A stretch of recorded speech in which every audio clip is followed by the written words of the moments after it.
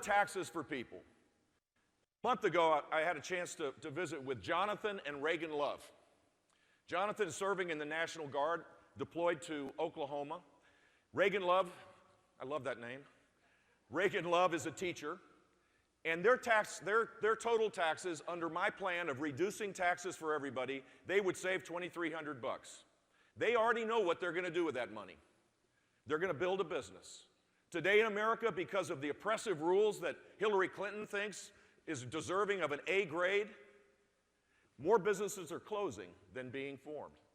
In Florida, we led the nation in small business creation each and every year I was governor. We can restore America's greatness by shifting the power back away from Washington, D.C. and lowering our taxes so that Jonathan and Reagan can dream the biggest possible dream.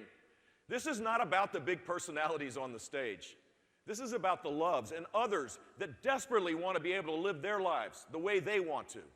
Cutting taxes and reforming regulations will create a boom of investment in this country, creating high-wage jobs.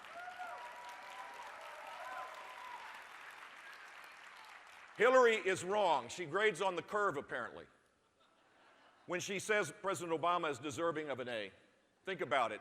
1 in 7 people are living in poverty today. 6 million more people living in poverty than the day that Barack Obama was sworn into office. 1 in 10 people have either are unemployed or have given up looking for work altogether. 1 in 5 children is on food stamps. That is not an A record. That is a sorry state of affairs that we need to reverse. And when we get it right, embracing our energy revolution, focusing on regulation by shifting power back to communities and to states, a tax code that creates hundreds of billions of dollars of investment in our own country will grow our way back to prosperity. We'll become an economic superpower. This country still has the ability to outcompete anybody, anywhere, anytime.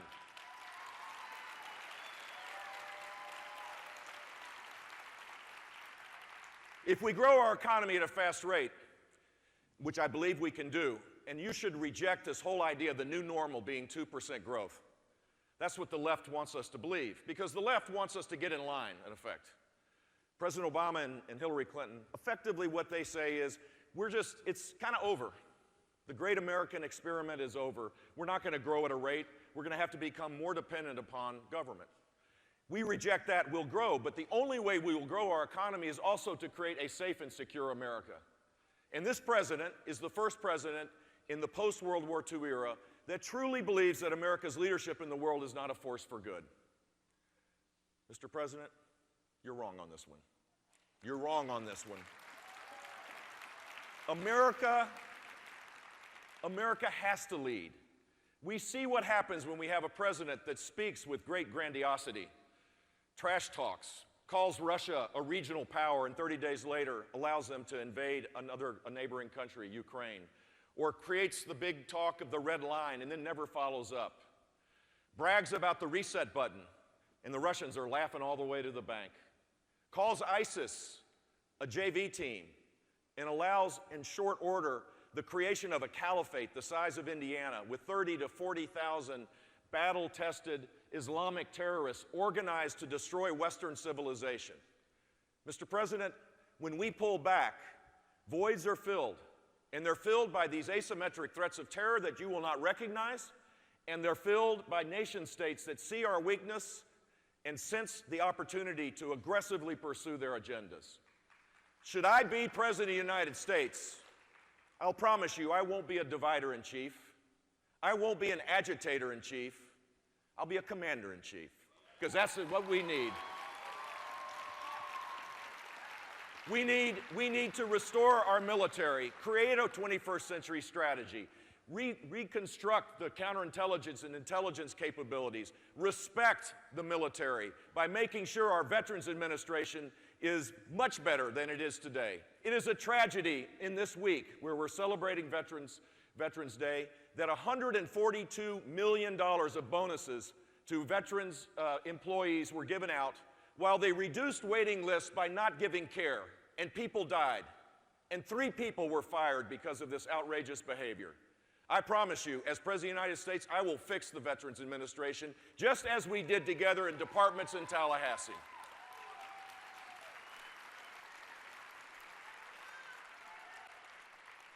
there is a big difference between our philosophy, at least the conservative philosophy that I hope you believe in, which is a hopeful, optimistic one, that believes in individual responsibility and individual liberty, and all of us acting together in a free society, creating more prosperity and more benefits than any government program ever created. That's an optimistic message. We're on the verge of greatness in this country. The ability to discover cures for disease, the ability to innovate in a way that is just mind-boggling. But we have to fix these few big complex things, and we need to advance this positive message so that people have hope again. Here's what I believe. I believe that life is a gift from God, that it is divinely inspired from beginning to end, that people aren't liabilities. They don't need to have their lives managed because they're not capable of living their lives of purpose and meaning. Everybody has a chance to make a difference in our society. Republicans will win if we embrace that philosophy that everybody's an asset, not a liability. The left believes that people are liabilities and that we have to get in line, that they'll take care of us. That's not how it works. In 1998, I was a candidate, and thank you for your support. I went to visit 250 schools. I wandered around to listen and learn. Leadership traits, by the way, that are grossly underestimated in the world we're in today, where you got to be the big guy on the stage and talk trash and talk in a way that disparages people. Listening and learning is the way that you lead. So I was in a town hall meeting, and a friend of mine, Bertha Aponte, who was not a Republican then, angrily kind of challenged me by saying, "You don't care about my family. You don't care about my child. You don't care about Luz." At the time, she was 15 years old. She couldn't talk. She couldn't walk. She was living in a wheelchair. She had a 50 IQ. She was autistic. She had huge challenges physically. And Bertha challenged me by saying I didn't care. And I couldn't convince her. I don't know if you've been in these kind of circumstances. You use humor. You try to connect. It just didn't work. This woman was on fire for her child. And so I said, "Bertha, I haven't met you. You don't know if I don't care. Tell you what, why don't you teach me? I'll be your student. You be the teacher." And she took me up on it. And we went to visit group homes where I saw people treated with dignity and respect. We went to institutional care where it was very expensive, but not so warm in terms of the treatment. Young people were being warehoused. We went to places of employment where we saw people with different abilities lighting up the office, where employees that were different saw these people now in a different light. They saw people with different abilities as a gift from God, in essence. And it brought joy to the workforce, and their customers liked it as well. This whole experience transformed my thinking and validated my belief that life is a gift from God. So I got elected. Thank you very much. In the very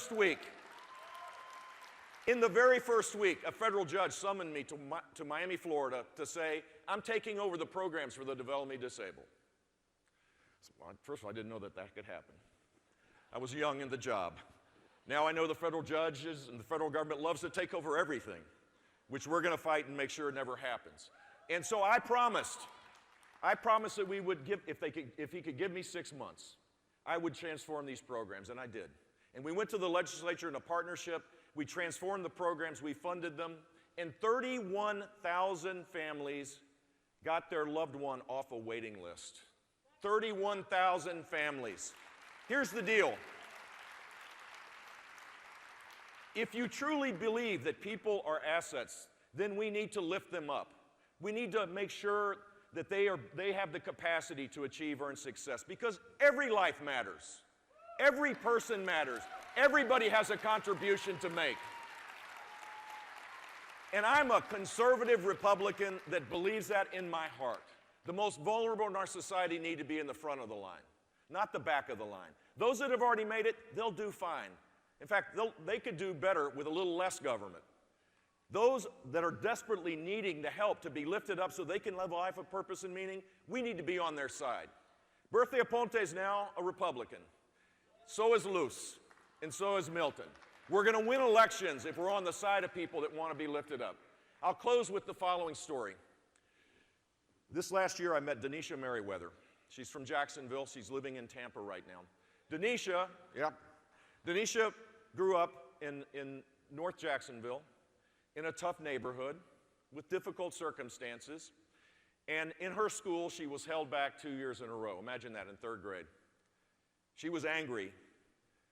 Basically, her life was going to be designed as we always, you know, the establishment in the schools basically say, it's not fair to measure our accountability based on a child like that. You can't change that life. Well, here's the deal. Because we worked together, we created the first and largest statewide voucher program in the country, the Opportunity Scholarship Program, and then the Corporate Tax Scholarship Program, and the program for the McKay Scholarship as well. The most ambitious effort to reform and open up our schools. And it was a fight, trust me. I got scars on my forehead fighting these teachers' unions and others. It was a mighty struggle, but we won. And Denisha's godmother found out about the Corporate Tax Scholarship Program and got her into a Christian school in Jacksonville. And she overcame this. I know what happened. I just sense this. The first week, I bet you that her teacher put her arm around this little child, angry as you can imagine, and said, God loves you. I love you. You're capable. You can do this. You're smart. And she overcame those 2 years of being held back. And she was the first in her family to graduate from high school and college, and now she's getting a master's. Look, I tell you these stories because it's not about the big personalities on the stage. It's not about who can give the great quip. It's not about that. It's about building a society that is loving, that is caring, that is aspirational, where people believe, again, in the American dream, where they have the tools to achieve earned success their own way. And the interaction of all of us together in our uniquely personal ways creates more prosperity, more creativity, more innovation, more solving problems than any government program ever created. That's what we have to believe, and that's how we'll win. So if you're looking for a candidate that has a proven record, a conservative record of cutting taxes each and every year, shrinking the government, challenging the things that were broken, rolling up the sleeves and fixing them, eliminating the things that were no longer necessary, making government grow far slower than personal income, I'm your guy. But if you also want a candidate to take on Hillary Clinton and the progressive left and their notion that it's all about top-down, it's always from Washington, it's always another rule, another tax, another spending program, I can win this because I've campaigned all across this state and all across this country with my arms wide open, with joy in my heart, expressing a belief of the greatness of this country and restoring the foundational aspects of our country should be our mission. It's how we win, and it's going to be how I govern. Thank you all very much. We love you.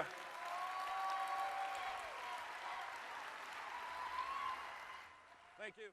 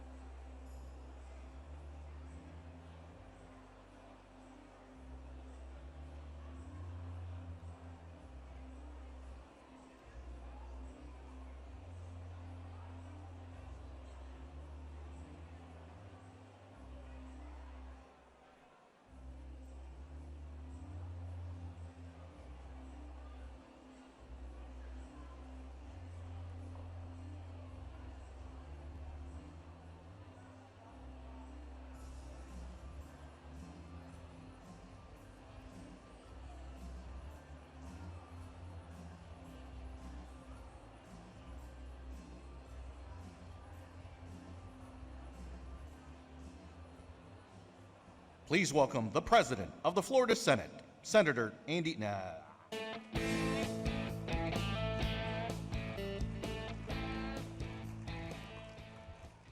Well, thank you and good afternoon. I stand before you as President of the Florida Senate, but I also stand before you as a friend of Jeb Bush. When I was hearing Jeb's comments, it brought back a lot of memories. And they brought back memories of why I ran for office back in 2000. You see, I was a young, not even a father yet. Camille and I had been married a couple years, and we decided in 1999 to run for the Florida House of Representatives. And while we had dreams and ideas of what we wanted to accomplish, at the heart of why we wanted to do it was to be a part of the Jeb Bush revolution. And little did I know how the revolution that Jeb Bush created would affect my life on a very personal level. You heard Governor Bush talk about individuals with disabilities, as we call them, individuals with unique abilities. I wanted to be a part of what Jeb was doing when it came to tax cuts, to less government, but little did I know what he was doing for individuals with unique abilities, until the day that my son was born. You see, the day my son was born, we were told my son had Down syndrome, and he had a hole in his heart, that he would need open heart surgery. Later that afternoon, as a young father that didn't know what to expect, one of the first phone calls I got was from Jeb Bush. And while I was learning about the life that we would lead, I learned about what Jeb had been doing. He talked a little bit about it. He talked about APD. He talked about the McKay Scholarship. And Jeb led the way when it came to helping individuals with unique abilities have a better life. And we have done everything we could to continue the legacy that Jeb has led in the state of Florida. We've expanded on the McKay Scholarship with a personal learning scholarship account. We've expanded on it with eliminating the special diploma and providing the opportunity for families to make the best decision for their child. This election, while all of us agree in lower taxes and less government, I'm reminded of my wife and I when we were a young family that we wanted to be a part of the compassionate conservative movement. We wanted to be a part of what Jeb was doing. Every individual that wants to run for president in the Republican primary will talk to you about cutting taxes, security, border security, and those are all important. And our views and what we lay out is obviously better than what any of the Democrats will even talk about. But I hope that you will look at the record of each of these individuals. What have they accomplished? What have they done? If there were ever a time in the history of this country when we needed an executive, a former governor, it is now. And Governor Bush provides that leadership. Governor Bush talked about being Vito Corleone. I was the subject of many of those vetoes over the years. And by the time Jeb vetoed my project and called me and told me why, you felt a little bit better about it and probably felt, you know what, he was probably right. I was probably wrong. He is the most policy-driven governor and executive I have ever been around. Anybody can give a speech, some better than others. Anybody can talk about the American dream, some better than others. But who can lead this country? Who can be the executive that can work with Congress, that has worked with agencies, that can make a difference for the families in this country? There is one who has proven, and that's Jeb Bush. Now, some will say that the mantle has been changed. I'm 46 years old, and I've lived the American dream. My dad was born and raised right here in Orlando. Where we are right now is where we used to hang out and run around when there was nothing. When my dad was born, my grandfather paid the doctor with a dozen eggs. My dad was a used truck salesman. And now I stand before you as president of the Florida Senate. But I truly believe that when you get past the yelling and you get past the rhetoric, that this election will come down to, what have you accomplished? I know why I ran for the Florida House in 2000. I wanted to change Florida, but I wanted to work with Jeb Bush. We have accomplished so much in this state, and it frustrates me when I hear people say, well, Jeb is this, Jeb is that. There is no more conservative individual that will come to you on this stage than Jeb Bush. None. And Jeb taught me the importance of the value of life.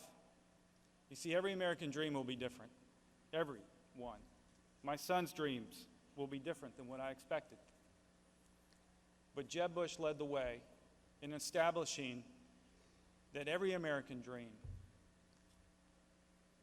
whether you have unique ability or not, can be achieved. And for that reason, I can't think of a better person than Jeb Bush to be president of the United States. That's why we're here. As we close, I'm encouraging you to please ask these candidates, what have you accomplished? What bills have you done? What lives have you changed? We're all for cutting taxes. We're all for security. We're all for creating jobs. But what about that family? What about that individual with unique ability? What are we going to do to make sure that, as Jeb said, it's not a handout, it's a hand up? I hope that you will ask those questions, because for me and my family, and me as president of the Florida Senate, that's what it will come down to. Thank you for your time. Thank you.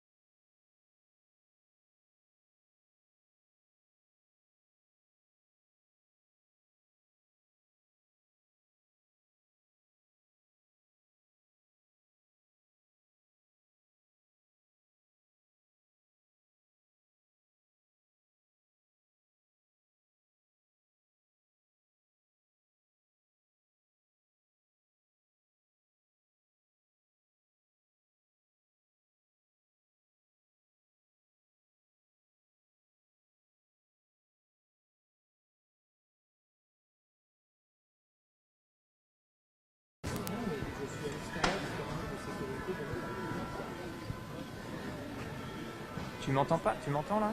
Est-ce que tu m'entends là? Moyen? Et là, tu m'entends mieux là? Ah, attends, je sais pourquoi. Là, tu m'entends mieux là? Ouais, j'avais mon oreillette qui était loin. Non, je te dis, je suis à l'extérieur du capitaine de sécurité du Paris.